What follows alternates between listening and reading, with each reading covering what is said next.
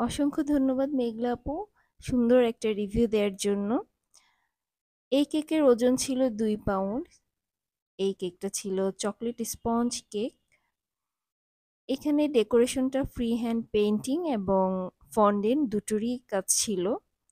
আপনারা সবাই এর আগেও আমার ভিডিওতে দেখেছেন ফন্ডেন্টের কাজ থাকলে। আমি সাধারণত একটু সময় নিয়ে করি, 3-4 দিন আগে থেকে ফন্ডেন্ট টপারগুলো বানিয়ে থাকি।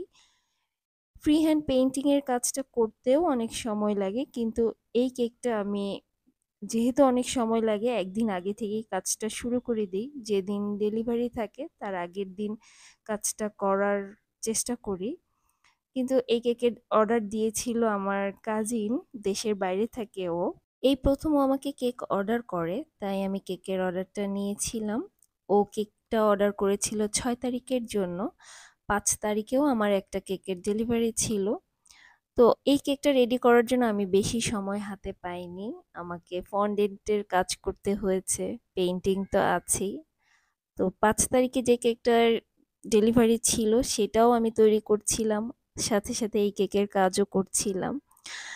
তো সেদিন সারা রাতই আমাকে কাজ করতে হয়েছে, যেহেতু হাতে আমার বেশি সময় ছিল না। আপনারা যে ভিডিওটা দেখছেন এটা কিছুটা ফাস্ট ফরওয়ার্ড করে দেয়া, ভিডিওটা অনেক বড় হয়ে যাবে, তাই আমি কিছুটা ফাস্ট ফরওয়ার্ড করে দিয়েছি। 7 থেকে 8 ঘন্টার মতো প্রায় লেগেছিল। আর এই পেইন্টিং গুলো খুব সাবধানতার সাথে করতে হয়। যেহেতু আমি রাত জেগে কাজ করছিলাম, মাঝে মাঝেই আমার ঘুম চলে আসছিল। খুব ভয়ে ভয়ে কাজ করছিলাম যেন কেকটা নষ্ট না হয়ে যায়।